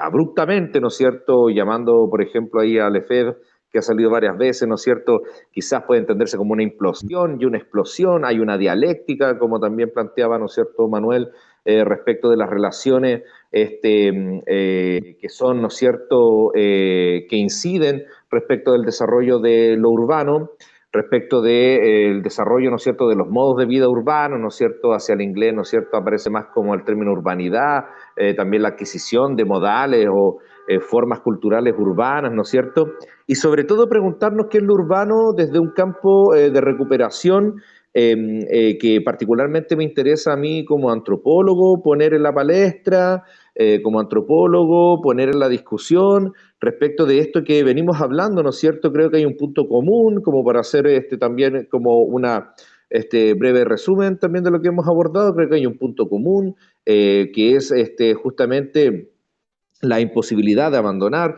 el mundo significativo respecto de los territorios, el mundo significativo respecto de la construcción de lo urbano, de las ciudades en general, precisamente porque siempre he estado relacionado con eso. Ahora hay una pregunta súper compleja que te planteaba ahí, que la quisiera abordar después, ¿no es cierto?, en el espacio al propósito, porque el hecho de que precisamente se haya abandonado o invisibilizado o descartado o pormenorizado históricamente el ámbito más significativo de la ciudad para tenerlo en consideración respecto, ¿no es cierto?, de ciertos procesos de planificación, de hechura, de transformación de la ciudad, justamente es un proceso que nos disocia históricamente, socialmente, culturalmente, de una cuestión fundamental de la vida urbana, de la producción, desde antiguas sociedades hasta el presente respecto de la ciudad, ¿no es cierto? Y que es el mundo simbólico, altamente simbólico que implica la ciudad. ¿Cómo es que precisamente ponemos nuevamente en la palestra este mundo simbólico? ¿Cómo es que lo trabajamos metodológicamente? ¿Cómo ocupamos técnicas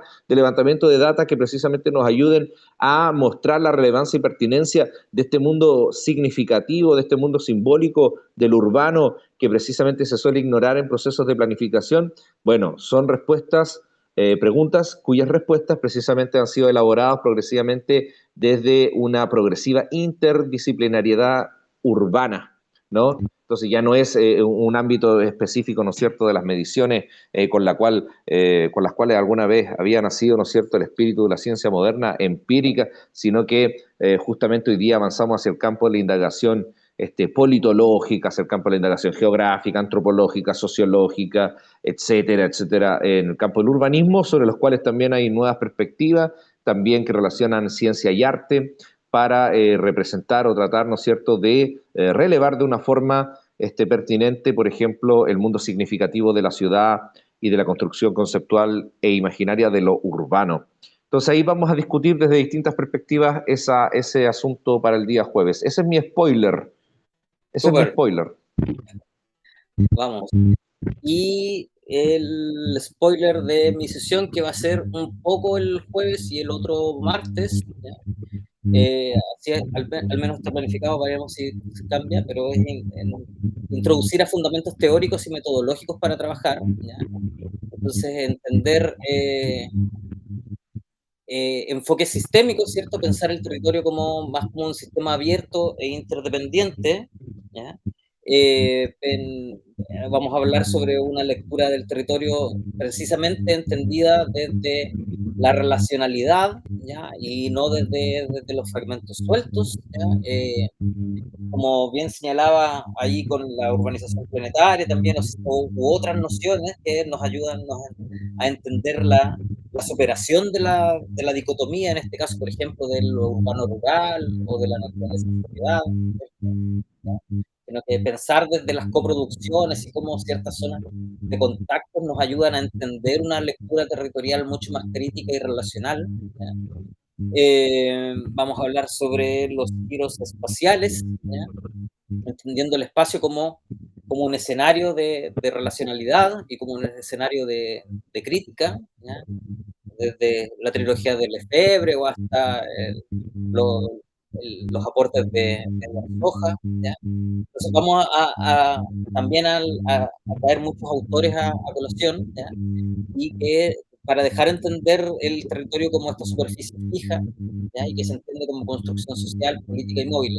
Lo que hablé hoy al inicio sobre territorio es solo la primera parte, ya después vamos a entrar de lleno como en, en la comprensión directa de las nociones actuales de territorio, ¿ya?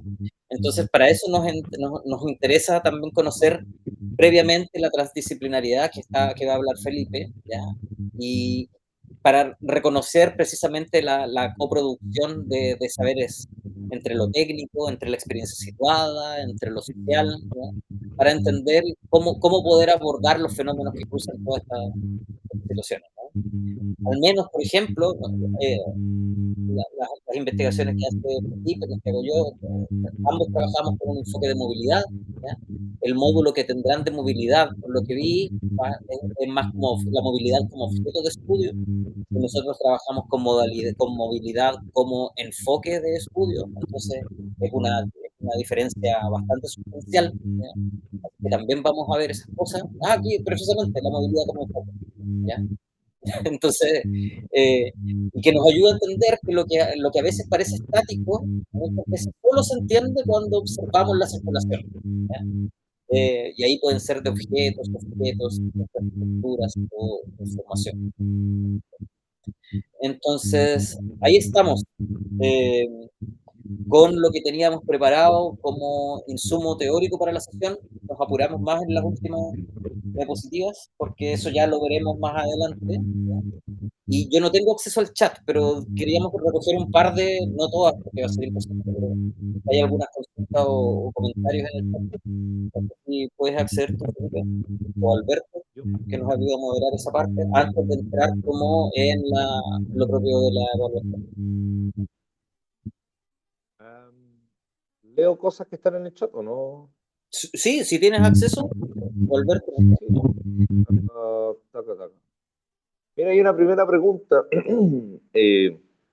¿Cómo se combinan esas miradas epistemológicas con los avances de la inteligencia artificial? Wow. ¿Quieres contestar? Tengo una opinión sobre eso, Manuel, pero ¿lo hacemos al tiro o no?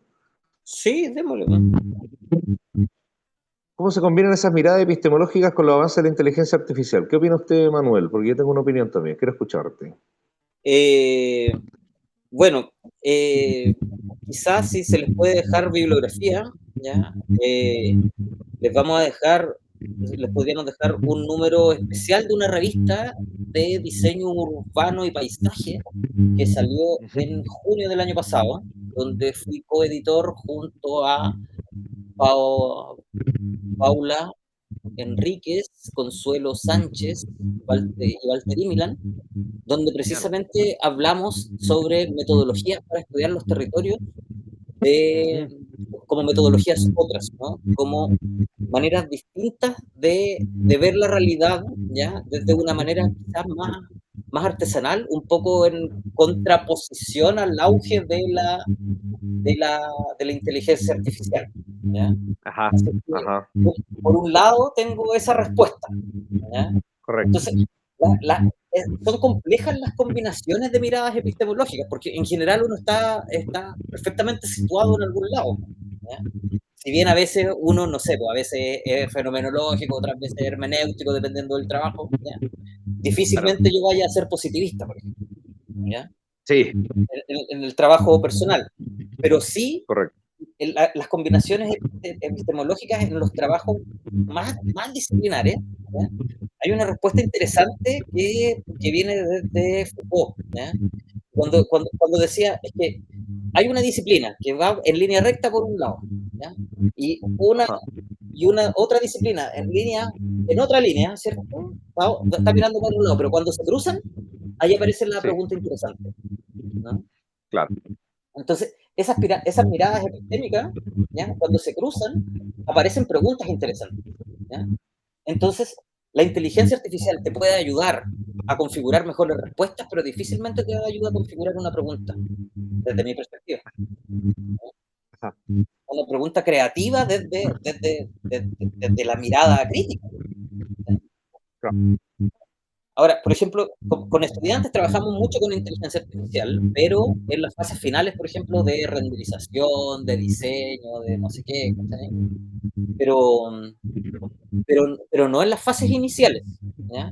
Quizás sí, para hacer resúmenes de cuestiones mucho más grandes, a veces se me olvida leer yo leí un libro que decía tal y no me acuerdo el autor, y pregunto, oye, ¿quién era el autor que de tal? Ah, tal libro, ya. Nos ayuda a simplificar muchas cosas, pero no creo que nos ayude a, a plantear lo importante. Esa es como mi reflexión. ¿Qué te parece? Oye, yo también tengo una opinión que compartir sobre eso. Mira, eh, igual creo que en el campo de la sociología urbana, de la teoría urbana crítica, también hay miradas que, antes de entrar como en el campo específico de la inteligencia artificial y así, sobre también la relación metabólica que se establece en la vida urbana moderna con la tecnologización, digamos en general, ¿no? Como una cuestión en general, ¿no? Y no solamente en la vida urbana moderna, sino que en la vida urbana clásica, digamos, moderna, no necesariamente tan futurista, digamos, como se puede proyectar, o como en la fase que estamos hoy día, pero desde siempre, ¿no es cierto?, una relación súper metabólica entre procesos de urbanización y tecnologización de la vida cotidiana, ¿no? Entonces sí, creo que hay una pregunta súper relevante ahí, o sea, la pregunta contiene una reflexión súper relevante que es como cómo pensar nuevamente u otra vez la relación entre vida social urbana y tecnologización, Ujú. ¿no? Creo que es esa una forma de abordar esta pregunta antes de entrar específicamente al campo de inteligencia artificial, que ya lo encuentro súper meritorio de ser analizado. Por ejemplo, estoy conectado con mi celular y la vida urbana se sostiene sobre una gran red interconectada, ¿no es cierto?, de tecnologías, pues, ¿no? Sin la cual hoy día sería imposible realmente disponernos a una conexión de redes sociales, ¿no? Que nos permiten intercambiar saberes y conocimientos desde lugares tan lejanos con gente tan diversa, ¿no? Lo cual es genial, digamos. Y por Claro. otro lado, están buenas las preguntas. Esa es la primera, oye. Y por otro lado, sin embargo, considero que similar o sea, un poquito distinto, pero similar a lo de Manuel, eh, lo de la inteligencia artificial, por lo menos en el campo de la antropología, o como yo comprendo la antropología y el método etnográfico en particular, siempre el método etnográfico se caracterizó en particular por tener mucha originalidad. El método etnográfico es extremadamente original. Vamos a dar como un dato, digamos, a la pasada, ¿no es cierto?, que Bronislaw Malinowski, considerado fundador de la antropología moderna, básicamente escribió su libro más famoso, ¿no?, que es el Argonautas del Pacífico, imitando la literatura de Joseph Conrad, ¿no? Premio Nobel de Literatura, y por lo tanto una ciencia que se construye a partir de un estilo literario, tenéis que ser original, ¿no? Ahora, la reflexión que se articula a partir de esto en la antropología es que realmente buscar soluciones o problematizaciones originales y novedosas son lo que se requiere precisamente hoy día, y desde mi punto de vista quizás lo de la inteligencia artificial no es el lugar más adecuado para establecer esas problematizaciones o esos reconocimientos, sino que precisamente el campo amplio y diverso del discurso humano. Eso pensaría yo. ¿Qué tal? Sí, súper. Sí, Eh, me acordé, fui a buscar, que justo estaba aquí en mi oficina, el manifiesto para cyborgs de Donna Haraway, para acordarme un Estaba poco pensando justo en eso. Sí, estaba esas pensando en eso. relaciones, ¿no? Ciencia y Sí, tecnología y feminismo socialista a finales del siglo XX. Por si a alguien le interesa leerlo, un muy buen libro. estaba pensando en eso, estaba pensando en John Urry, en diversos tipos Ah, de perspectivas que van acerca de eso, ¿no? Sobre la tecnologización de la vida urbana, qué claro, sé yo. de John Urry y de Mime Schiller hablaremos ya en las Sí, sesiones futuras, ¿no? movilidad, justamente. Eh, pero esa pregunta, por cierto, era de Alejandro Silva Racines. Gracias Gracias, Alejandro. por la pregunta, genial. Tenemos tiempo para abordar más, ¿no? Sí, Sí, hasta las nueve y sí, media. sí. Sí. Sí, tenemos 10 minutitos más, 15 minutitos más. Posteriormente, Sofía Varas. Incluso la propia falta de planificación por parte de los distintos niveles de gobierno, en particular del nivel local o municipal, que ejecuta obras sin considerar integralmente las diversas realidades, necesidades y dinámicas de la comunidad o población. Claro, me imagino que estaba refiriéndose a esa problematización que está haciendo del desconocimiento respecto de otras epistemologías, otros saberes de comunidades y la falta de integración respecto de las planificaciones o los tomadores de decisiones, Manuel. Sí. Por ejemplo, no sé de qué país viene la pregunta, pero en Chile, por ejemplo, tenemos la ley 20.500 que obliga a hacer participación ciudadana Entonces, en cualquier proyecto de carácter más urbano, ¿no? Incluso en edificios, en proyectos de arquitectura. ¿Ya? Pero se trabaja tan débilmente que es casi una suerte de validación. ¿Ya? Las consultas en realidad son un mero trámite. ¿Cachai? No todas, no quiero decir todas, pero aún se mantiene esa mirada como que la información que tenga la vecina es poco válida. ¿Ya?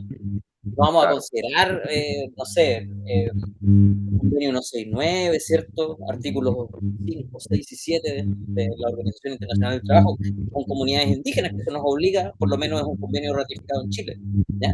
Pero la ley 20.500 en Chile es súper importante, ¿ya? Y claro, o sea, entonces ahí está el giro, ¿ya? En un curso precisamente sobre planificación urbana y territorial, cómo ya ustedes están especializándose, o al menos en este curso de especialización, para enfrentar esos procesos, es importante que veamos cuáles son las técnicas efectivas de participación.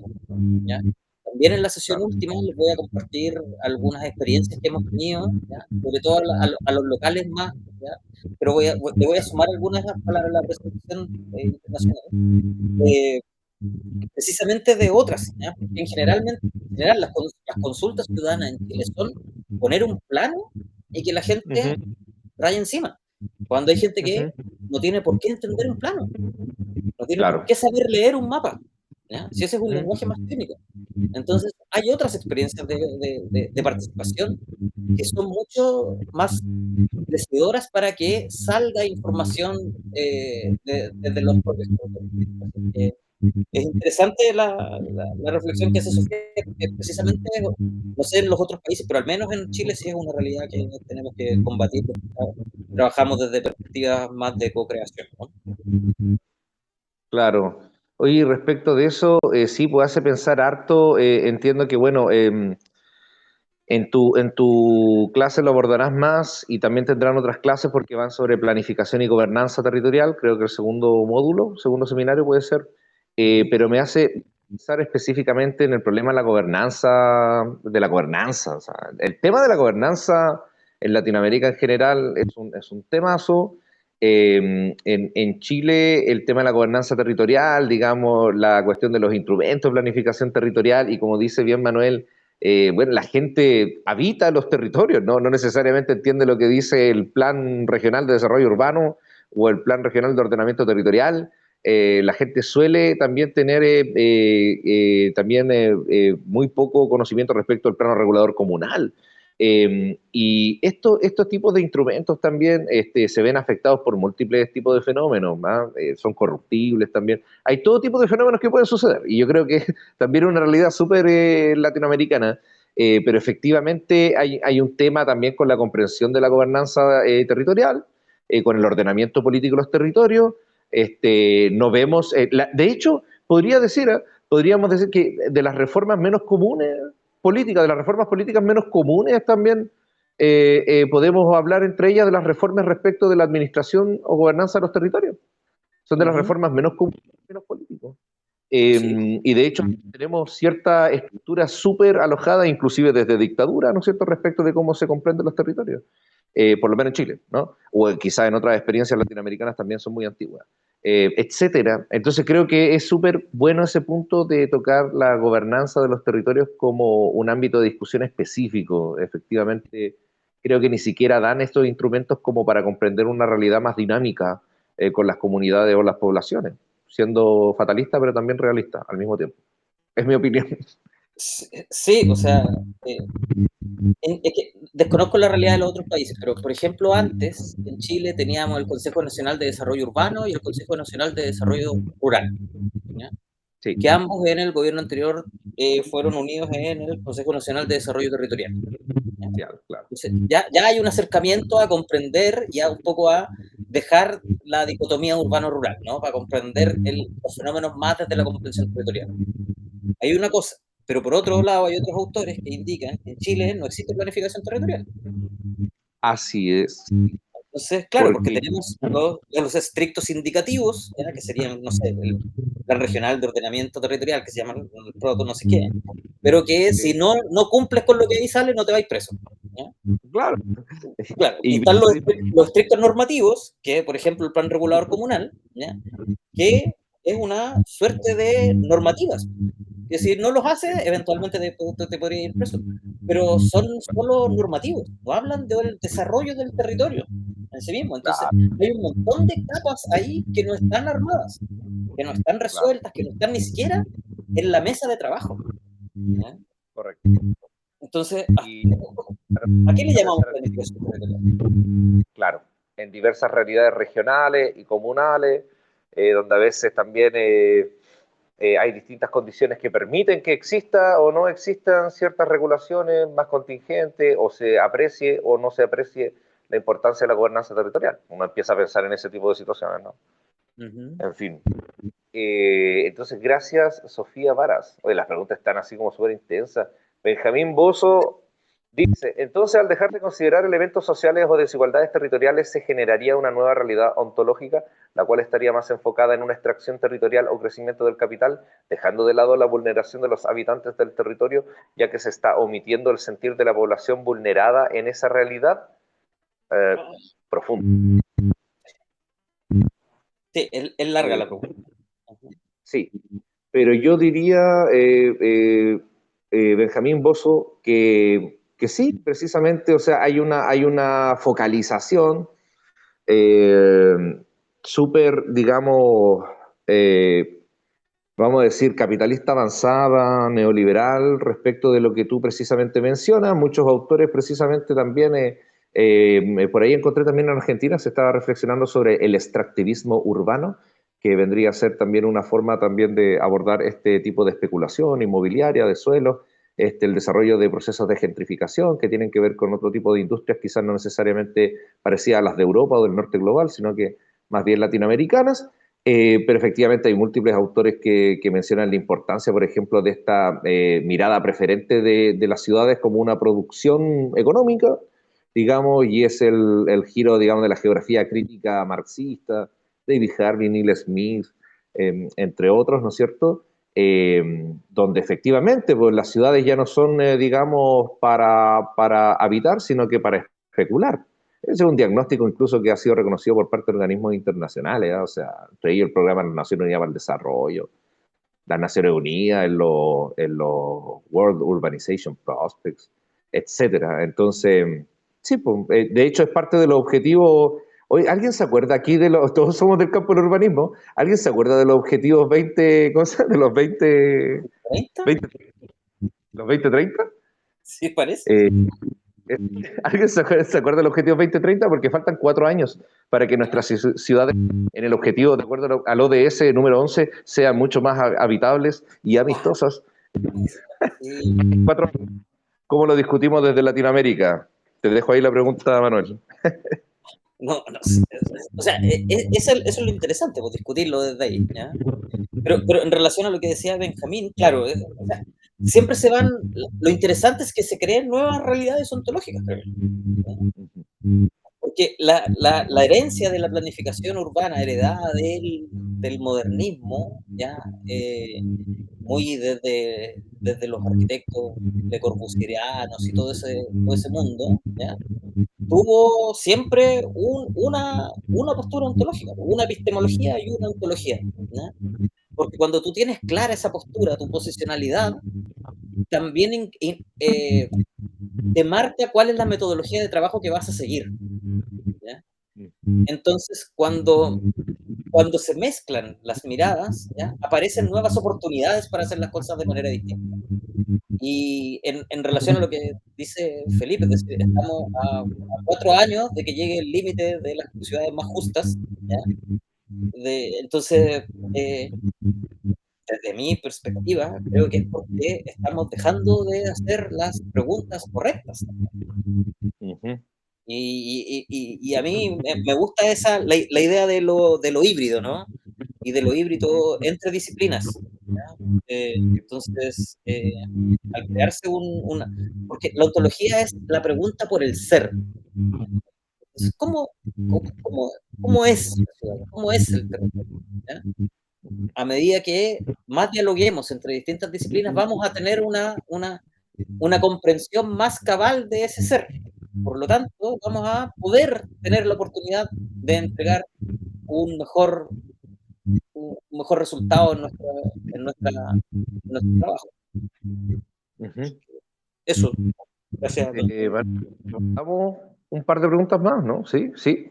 ¿Sí? Eh, Mira, después dice Alejandro Silva, por ejemplo, si vamos a compartir la presentación, claro que sí. Sí, sí, sí. Eh, si vamos a ayudar con bibliografía puntual para este primer, sí, vamos a mandar bibliografía, correcto. Excelente, muchas gracias, dicen. Wow, sorprendidos por nuestra magistral exposición, Manuel. Así que eh, dice, me surge la duda, por aquí dice Valentina González, ¿cómo se podría lograr un equilibrio entre una planificación centrada en las relaciones humanas y las experiencias de las personas, considerando las exigencias de las entidades administrativas que podrían condicionar o limitar la mejora en la calidad de vida? ¿Cómo se combina ahí la limitación de los instrumentos, ¿no es cierto?, de las entidades administrativas con esa planificación más centrada en las relaciones humanas, en el habitar, acaso, ¿no? Yo creo que, Y, claro, dale, o Manuel, contesto yo. dale.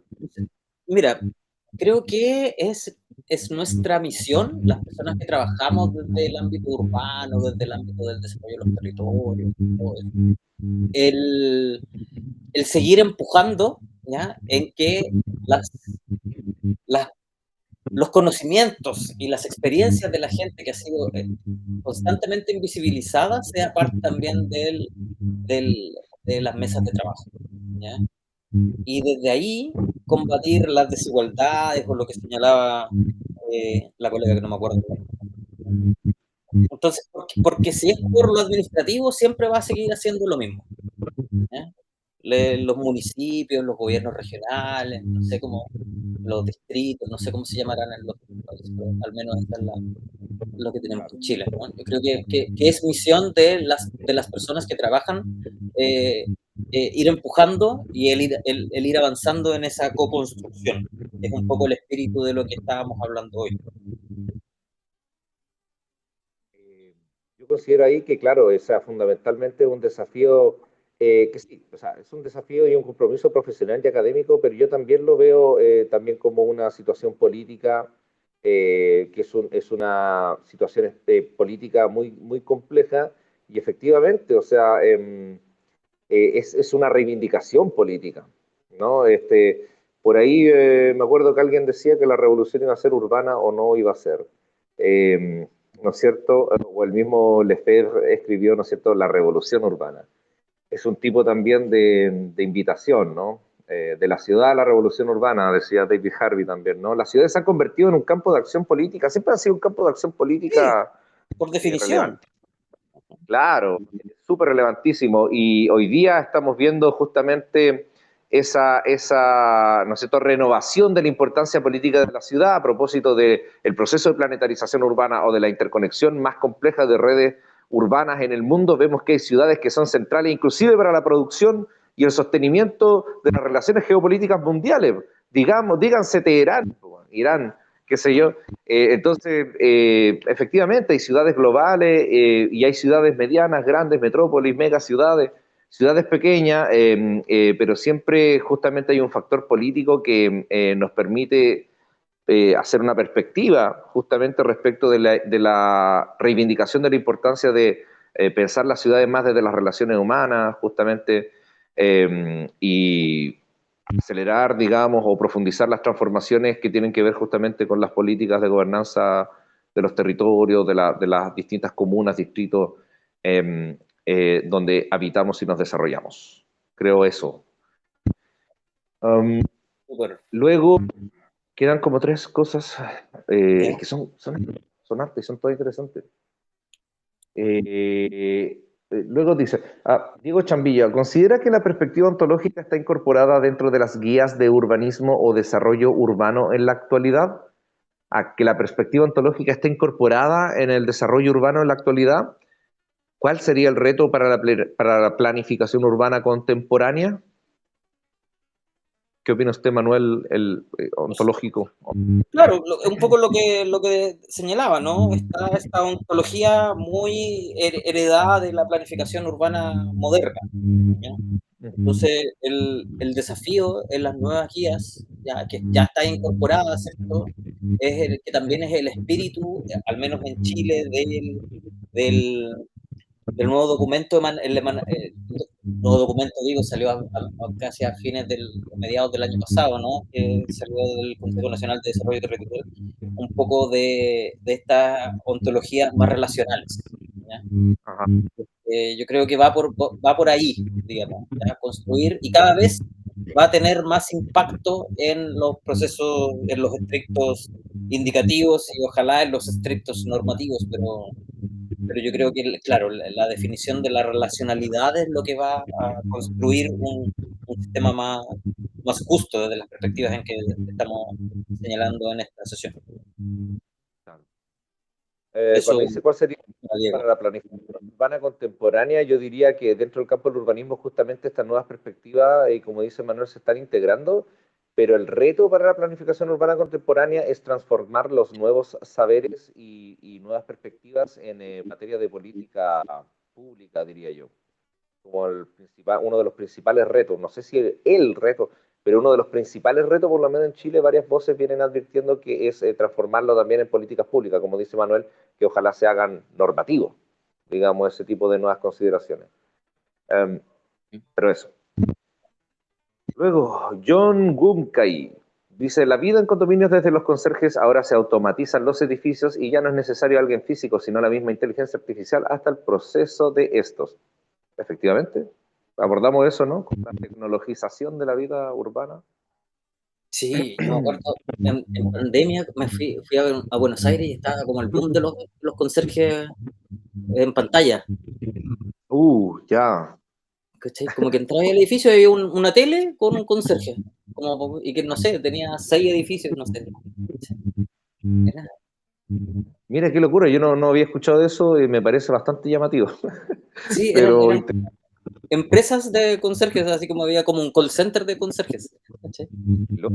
ya, no lo había escuchado. Súper interesante.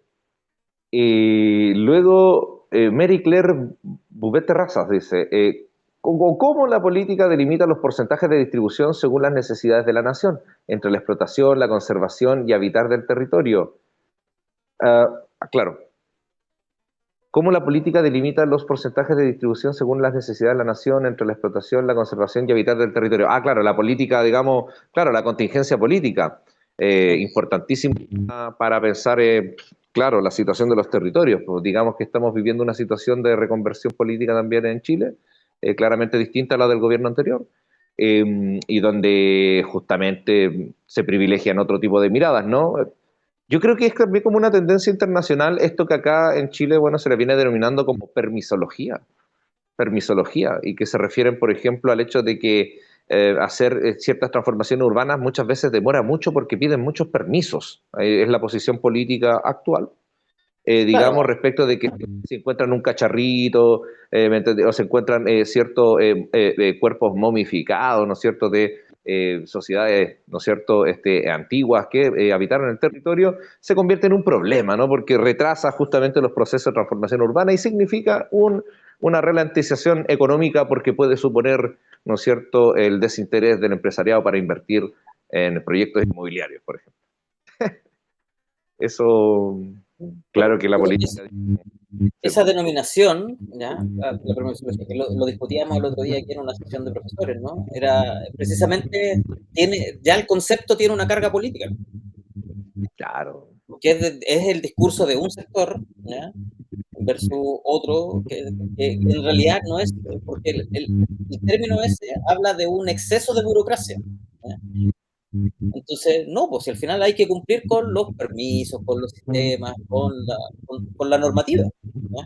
Entonces, claro, o sea, no sé, la respuesta de Marie Claire es interesante porque nos plantea que cómo podemos forzar algo que ya está dictaminado por una normativa.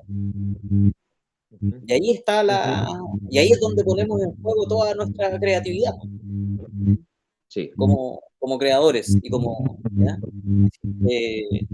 Eh, nada, el desafío es eso, ser creativo para que esas delimitaciones no sean una limitante, ¿no? Algo así. Un abrazo a Sí, Marie Claire, que hace tiempo que no claro. la veo, que Ah, le hice clase hace muchos años atrás, para envejecerme más todavía. de hecho, se relacionan con otras preguntas, por ejemplo, si tus propuestas entran en conflicto con los deseos de la comunidad, ¿qué pesa más, la evidencia técnica o la decisión colectiva? No hay Pregunta. respuesta para eso, ¿no? Claro. O sea, ¿quién es el que ha primado siempre la política y el poder, po? Sí, pues, Ujú. claro. Oye, nos están diciendo que tenemos que avanzar. Oye, sí, bueno, una disculpa a las preguntas que no quedaron por leer, pero básicamente se quedaron, también se relacionan muchísimo con lo que hemos abordado y yo creo que de verdad hay muchas respuestas que también se van a dar, una disculpa con las preguntas que no han sido abordadas, pero hay muchas respuestas que se van a dar también en la sesión del jueves y en nuestras próximas reuniones en seminarios, pero no hemos extendido muchísimo. Eh, eso. Ya. Eh, entonces, lo que nos corresponde. em, si bien de esta sesión, de la de hoy, ¿ya? Y de la de mañana, y de la de, o sea, la del jueves y la del próximo martes, todas esas sesiones van a tener una evaluación que corresponde a un 20% del módulo, como bien señaló Stella al inicio de la sesión, ¿ya? Eh, ¿Cómo se realizará? Es que vamos a hacer una pregunta por país, ¿ya? Es decir, cada país está con 2 universidades, entonces cada universidad lo ve y ellos se organizan, ¿ya? Eh, no sabemos todavía si es que lo vamos a hacer en grupo, individual, en duplas, en tríos, en cuartetos, no sabemos, ¿ya? Pero queremos dejarles las preguntas para que las anoten y las vayan un poco dialogando en su foro interno, ¿no? El modo de entrega va a ser una breve presentación expositiva, ¿ya? Porque la idea es que se genere un debate con las preguntas, ¿ya?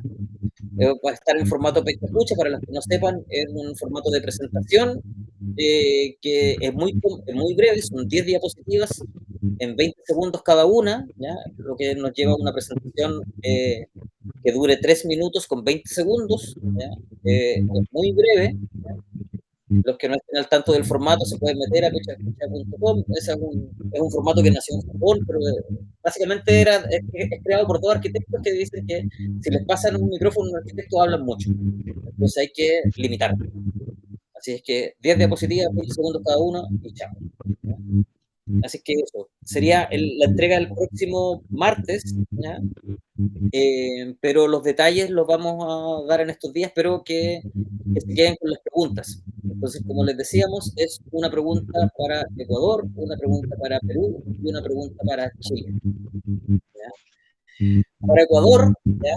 No necesariamente, en estas tres, no necesariamente las van a poder contestar hoy porque faltan los insumos del jueves, ¿cierto? Y los del próximo martes, pero hay hartas luces para entender cómo se articulan las tensiones entre la planificación estatal y las prácticas de buen vivir en el Ecuador para conformar territorios dentro de un sistema complejo, ¿ya? Recordemos que dijimos que dentro del sistema complejo ciudad hay muchos territorios, ¿no? ¿Ya? Entonces, desde ahí pueden aparecer luces, ¿cierto? Y las prácticas del buen vivir, ¿cierto? Escobar nos ayuda mucho para poder entender eso también. Hay ciertos autores que les vamos a enviar también bibliografía para que puedan un poco ayudarse a responder esa pregunta. En el caso de Perú, ¿en qué medida las dinámicas de informalidad en las ciudades peruanas pueden entenderse como una propiedad emergente del sistema complejo territorial? ¿Ya? Ahí sabemos que la práctica, ¿ya? De la informalidad viene el término viene desde la economía, ¿no? Pero la informalidad urbana también es un sistema, ¿ya? Entonces ahí vamos a ver, quizá le vamos a compartir algunos artículos sobre informalidades urbanas, ¿ya? Para que puedan ayudarse a complementar la pregunta, la respuesta en torno a esta pregunta. Y en el caso de Chile, eh, ¿cómo desafía la complejidad urbana chilena, marcada por la segregación y la expansión, la idea de la ciudad como un sistema organizado y multiterritorial? Entonces, tal como nos enseñó el señor Valdebenito al principio, ¿ya? Es un sistema complejo de preguntas, pero que esperamos les pueda gatillar la postura crítica, ¿no? No sé si quieres complementar con algo.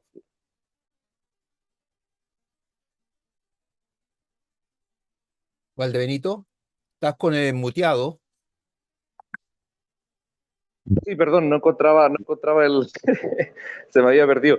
Pero no, yo creo que ya el jueves se aborda, que quedaron pendientes también y más bien encantado, fue espectacular, yo creo que salió súper bien, ¿eh? Me estoy echando muchas flores, pero yo creo que salió genial. Ahí recibimos buenos comentarios ahí. Sí. No dejamos nuestros correos, pero ya nos vamos a ver, así es que eso, dejar de compartir pantalla. Justamente. Bueno, Y prenderme el caballo. y Valdebenito, ¿puedes prender para despedirnos? Sí, aquí prendí. Tuve que salir un rato porque me estaban ahí diciendo que necesitaban la sala. Ocupé la sala un rato, pero ya estoy aquí.